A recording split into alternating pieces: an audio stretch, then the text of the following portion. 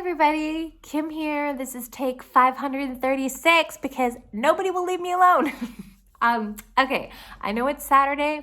I wasn't able to do a video yesterday because we were at an amusement park. Yes, a local amusement park gave our team 35 free tickets, and mostly everybody on our team, almost nobody on our team has ever been to anything like that before. Our boys definitely know. Like in our town in Zhytomyr in Ukraine, we have like a very rickety, rusty roller coaster and a wheel of death Ferris wheel. But our boys have been on those, but that does not count. So we all split up with the boys, and I was with Sarah, our friend who's here helping us, Bimo and Evie. I knew Bimo I had a hunch he'd like roller coasters because he likes fast things, and so he loves to go in the car. So Sarah took him on the roller coaster, and it was like legit roller coaster. And right away he wanted to go on it again. He was so happy. He was very stoic, but like afterwards you could tell he was really proud of himself that he went on it. And so then we walked around. We thought maybe he'd want to go on this other roller coaster that even like spins, and it was like scary. I wouldn't go on it because I would get pukey, but we thought he would like it, and Sarah said she would go on it with him. So we saw by this roller coaster some people from our group, and they were with Yaroslav and Vova, our two newest boys from Romania, who haven't even been out of they've been out of the institution exactly like 2 weeks and 1 day. So I saw that one of the wheelchairs was empty, and I'm like, where's Yaroslav? He was on the roller coaster.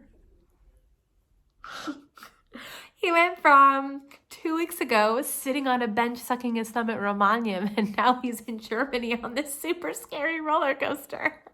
And I went and stood at the bottom of it, and when it ended, his face was just like, and as soon as he saw my face, he was but he just wanted to get off of it. But then he was like so happy, and he was like showing that he went on it. Like this is his sign for like he was in a car, and he was clapping, and he was so proud of himself. It's just hilarious. All the boys went on roller coasters. I mean, it's just one of those days where you just are like, I can't believe where they used to be and where they are now. It was really fun.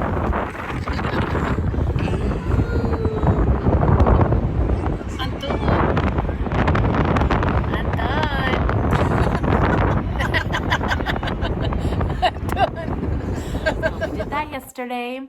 The weather was great, and Vova and Yaroslav are doing really, really well, like amazingly well. They're sleeping mostly. They're eating well. They just are loving being a part of the group. They fit in perfectly. Yaroslav has a hilarious personality.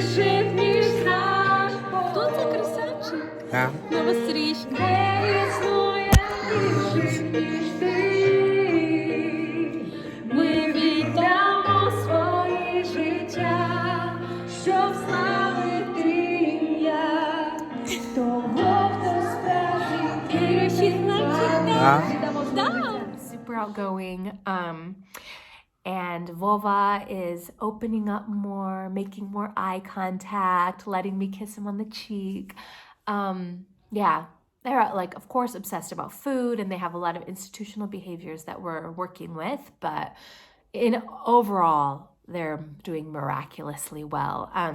We've had some medical issues. I think I wrote in the newsletter that we've had some blood work scare with Vova. Well, okay. Jed and I spent 9 hours in the emergency room with them the second or third day that they were here with our friend Wolfgang, bless his heart, who helps us so much. And the doctor there we were there 9 hours, and all they did was draw blood work, and then we waited half of the time was just spent waiting for the results. So when she finally brought the results, she kept mixing up which boy was which, and they didn't have like hospital bracelets on. And so she just kept mixing them up until finally I wasn't even positive that the right name was on the right blood work. And then when she was explaining it to us, like she was pointing at Yaroslav and talking about vulva, and I'm like, no, that's Yaroslav. And so we left there not fully, like she was confident that vulva's blood work belonged to him and Yaroslav's blood work belonged to him. But I wasn't fully confident in that. So Volva's hemoglobin was like dangerously low. And so we got him into the family doctor. They rushed his immigration documents so we could take him to the doctor. He's very like pale, not very high energy, so it seemed to fit. So she said the family doctor admitted him to the hospital. Jed was in the hospital with him on Tuesday. They drew more blood work. His hemoglobin is fine.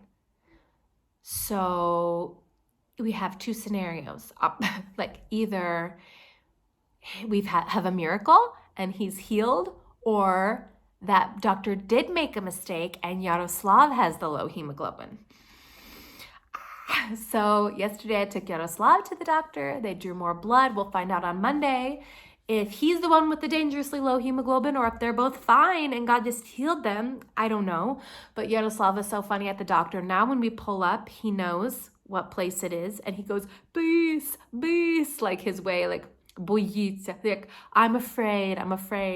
And it's like, you don't need to be afraid. And the doctor's Ukrainian and she's so kind. Her staff are so nice. And they drew the blood and then they brought him candy and he was blowing kisses at everybody. Anyway, like he'll take ladies' hands and kiss their hands and stuff. And then he'll steal your glasses. Very unpredictable. Anyway, so I'll find out on Monday. What's the deal there? We've sent, stool samples to find out if they have anything contagious as far as that goes. And then for PKU help, we've been connected with a metabolic treatment center here, but they can't see until like July. So my next option for vulva is to try to find another treatment center, maybe further away. I'm not sure what to do with that. I haven't really had a chance to dig into that. What else? You guys know that Hava and Seth, we had sent them to Montana to be with Jed's parents. It was just this environment here in the church, all of us living together. It's hard for everyone, but for Seth, it was devastatingly hard. So Hava decided to go with him, and they were both in Montana. Well, then Hava she had to come home to us. This isn't home, but we are home to her. And she just was crying all the time there, and it was quiet, and I think she has a lot of trauma to work through, and she just needs her mom and dad. So we needed to get her back here. Well, one of my oldest, most dearest, best friends in the whole world, Cody, who lives in Florida, she was planning to come and visit here for a week. I hadn't seen her since right before we moved to Ukraine, so more than like 8.5 years ago. She was in our wedding. We lived together after college, just one of my bestest friends ever. And so we thought, okay, Hava wants to come back so she could fly with Cody Cody could bring her back to us. So there was tons of issues at the airport, and Cody didn't get to be here nearly long enough. She wasn't able to be here a week, but she brought Hava back to us. So Hava's here. Seth stayed in Montana. He's doing great. Thank you for praying for him. He's doing great. But Cody and I just had the best time. We went to Munich together for 2 nights before she flew out, and it was just really, really healing for me to have somebody here with me who's known me for such a long time and doesn't know me as this, refugee in Ukraine, mother of 5 million people, but just her friend Kim. And we had the best time. We went to cafes. She helped me to take care of myself. It's you gotta exfoliate. We all need friends that tell us to exfoliate. Trimmed my hair, she took me shoe shopping and made me spend more money than I usually do on shoes, because we walk all the time, and she was God's gift to me. I'm super thankful that she was able to come. Yeah, and then I think, through all of that, just with talking to her, realizing like that Jed and I and our kids really need to talk to someone, like some sort of therapy, counseling, trauma, grief counseling, I don't even know, but we are changed from this and we're in it still, and I don't know even my own thoughts, and I need to talk to somebody. We're trying to help so many people, and we need to help ourselves also so that we can help them. As far as next steps, I don't know. We're all waiting for that magic May 9th to see what Putin's going to decide to do. And we're just not really making any plans past that because we just don't know what could happen up until then or after that. And yeah, just thinking about living here for a long time. Like, we can't just live almost 40 people all together in a church indefinitely, like forever. I mean, we can, but it's really difficult to be a family here. But we have so many people under our care that need help, that can't care for themselves. It's a very tricky situation. And yeah, I don't know. I don't know what's going to come next. God's going to have to show us because we have no idea. We want to go home, but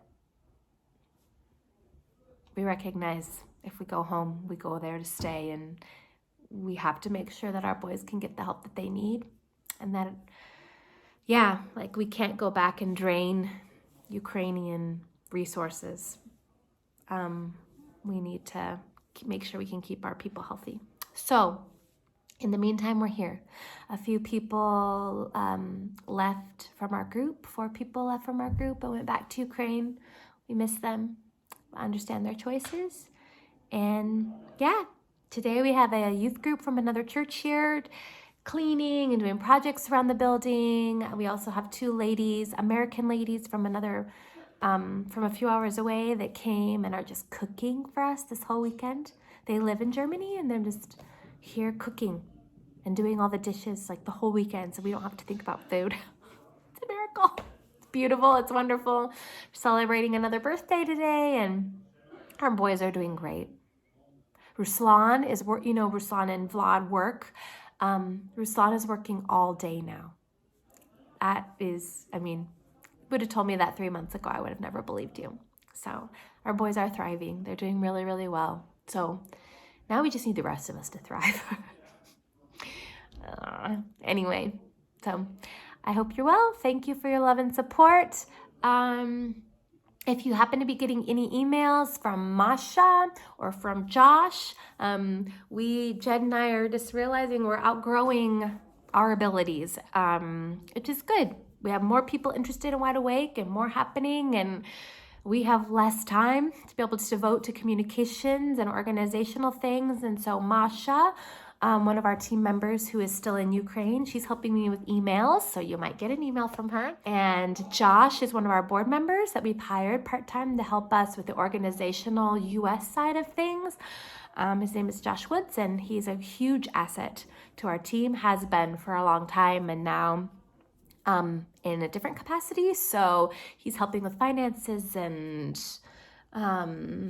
helping us make use of Bloomerang and doing all the banking. And Jed could say this way better than me. But in other words, he's helping take a huge load off of Jed. He's helping take a huge load off of Jed. And so we're super thankful for his help. So if you hear from Josh or Masha, they're with us. So, all right. Have a good weekend. And thanks for your love and support. Bye.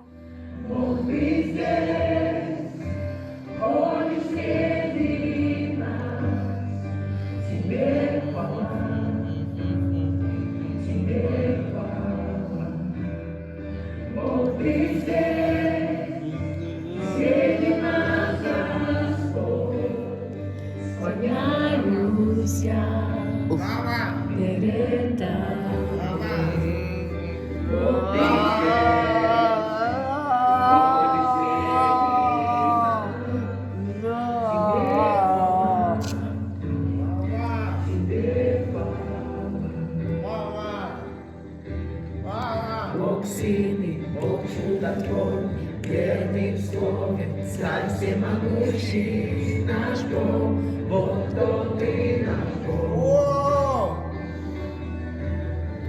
Бог сильный, Бог чудотворный, верный в слове, царь всемогущий,